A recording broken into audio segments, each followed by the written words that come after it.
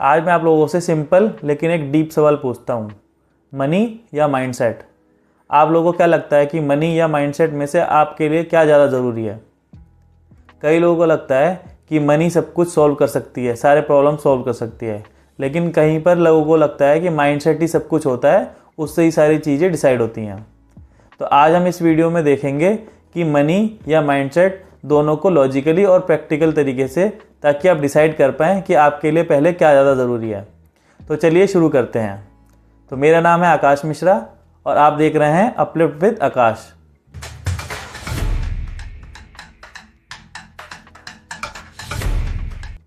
तो सबसे पहले हम बात करेंगे माइंडसेट के बारे में। माइंडसेट क्या होता है? माइंडसेट का मतलब क्या है? माइंडसेट का मतलब बिल्कुल सिंपल है। माइंडसेट का मतलब है कि आप कैसे सोचते हो, आप कैसे रिएक्ट करते हो, आप कैसे अपनी प्रॉब्लम को सॉल्व करते हो, आप उनको कैसे टैकल करते हो। जैसे कि ग्रोथ माइंडसेट का मतलब है कि आप अपनी सिचुएशंस, आप अपने स्किल्स को बढ़ाकर इम्प्रूव करके आप उन चीज़ों को और अच्छा कर सकते हो, और आप जितना ज़्यादा उसमें एफर्ट डालोगे उतना ज़्यादा आपको इम्प्रूवमेंट मिलेगा। वहीं पर फिक्स्ड माइंडसेट का मतलब होता है कि आपने अपनी लिमिट्स डिसाइड कर लिया, आपको लगता है कि मैं बस इतना ही कर सकता हूँ, या मुझे इससे ज़्यादा अचीव नहीं कर सकता, या मुझसे इससे ज़्यादा नहीं होगा। तो वो होता है फिक्स्ड माइंडसेट। माइंडसेट आपके डिसीजन बनाता है कि आप कहाँ तक सीखोगे, आप कहाँ पर आके गिव अप करोगे और कितना ज़्यादा आप अपने अंदर इम्प्रूवमेंट ला सकते हो। अब बात करते हैं मनी के बारे में। पैसा सिर्फ एक टूल है।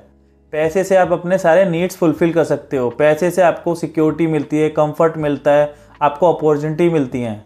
पैसे से आप सारे रिसोर्स को अपने लिए यूज़ कर सकते हो, जैसे एजुकेशन, नेटवर्क, हेल्थ केयर।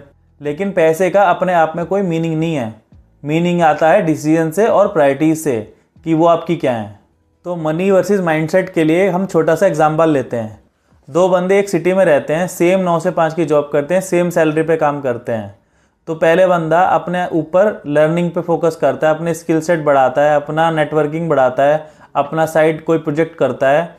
और बी वाला बंदा जो होता है वो अपनी 9 से 5 की जॉब करता है, अपनी सैलरी आती है, अपनी लाइफस्टाइल को जीता है, मस्त आराम से लाइफ जीता है और खुश रहता है।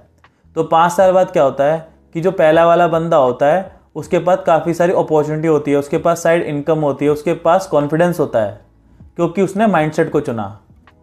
वो भी मनी को चूज़ कर सकता था और वो इम्पोर्टेंट भी है, लेकिन उसने मनी से अबव माइंडसेट को चुना। तो उसने उसको चैनलाइज किया ताकि वो कई जगह ध्यान लगा सका, अपना फोकस रह सका। उसने साइड हसल भी किया, उसने अपने कॉन्फिडेंस को भी इम्प्रूव किया। तो अब आपके मन में आएगा कि पहले हम माइंडसेट को चुने या मनी को। तो मैं आपके साथ एक सिंपल सा रूल शेयर करता हूँ, जिससे आपको पता चलेगा कि आपको पहले माइंडसेट को चुनना चाहिए या मनी को। तो पहले बात करते हैं शॉर्ट टर्म के लिए। शॉर्ट टर्म के लिए मनी मैटर्स फॉर सर्वाइवल, कि अगर आपकी बेसिक नीड ही फुलफिल नहीं हो रही तो आप फाइनेंशियल स्टेबिलिटी कैसे लाओगे, कैसे फाइनेंशियल स्टेबिलिटी बिल्ड करोगे। तो आपको पहले फोकस करना चाहिए शॉर्ट टर्म में फाइनेंशियल स्टेबिलिटी बिल्ड करने का। अब बात करते हैं लॉन्ग टर्म में। लॉन्ग टर्म में माइंडसेट हमेशा मनी से अबव रहेगा, क्योंकि माइंडसेट ही आपके सारे डिसीजन लाता है, आपको रेजिलेंस देता है, आपको अपॉर्चुनिटी ला के देता है, जो लॉन्ग टर्म में आपके लिए वेल्थ और पीस देता है। तो इसलिए मनी और माइंडसेट की बैलेंस्ड अप्रोच बेस्ट है। So stabilise your finances and actively work on your mindset. तो अब आपके मन में आएगा कि हम इन दोनों को साथ साथ कैसे चला सकते हैं, मनी और माइंडसेट को। तो मैं आपको पहला पॉइंट बताता हूँ। सबसे पहले आता है इमरजेंसी फंड। आपको 3 से 6 महीने का अपना इमरजेंसी फंड हमेशा रेडी रखना चाहिए, जो आपको एक फाइनेंशियल स्टेबिलिटी देगा। ये पॉइंट आता है मनी के लिए। दूसरा पॉइंट आता है डेली लर्निंग हैबिट। आप पर डे अपने लिए 20 से 30 मिनट निकालिए, जिसमें आप बुक्स रीड करें, आप नॉवेल्स पढ़ें, या अपने जो भी जिस पॉइंट पे आपको फोकस करना है उसके बारे में रीड करें, उसी पे फोकस कीजिए। तो ये पॉइंट आता है आपके माइंडसेट के लिए। इससे आपका माइंडसेट इंक्रीज होगा, आपका माइंडसेट इंप्रूव होगा। तीसरा आता है इन्वेस्टिंग। आप छोटी छोटी SIP स्टार्ट कीजिए। आपका जैसे जैसे इनकम है उसके अकॉर्डिंग आप 20% SIP में डालिए, आप म्यूचुअल फंड में डालिए, आप स्टॉक्स में डालिए, जहाँ भी आपको लगता है, लेकिन इन्वेस्ट करना स्टार्ट कीजिए। ये आता है टॉपिक मनी के ऊपर। तो फोर्थ है रिफ्लेक्शन टाइम। रिफ्लेक्शन टाइम मतलब आप हर वीक अपने बारे में रिव्यू कीजिए कि आपने इस वीक क्या काम किया, आपके जो गोल हैं आपने उस पर कितना फोकस किया, और आपने इस वीक जो काम किया वो आपके लिए वर्थ इट था कि नहीं था। तो ये आता है माइंडसेट के लिए। तो इन 4 पॉइंट को अगर आप फोकस में रखते हो तो आप दोनों मनी और माइंडसेट को दोनों बैलेंस अप्रोच के साथ जा सकते हैं आगे, और ये अप्रोच बिल्कुल बेस्ट है, ताकि आपका फोकस मनी पे भी रहेगा और माइंडसेट पे भी।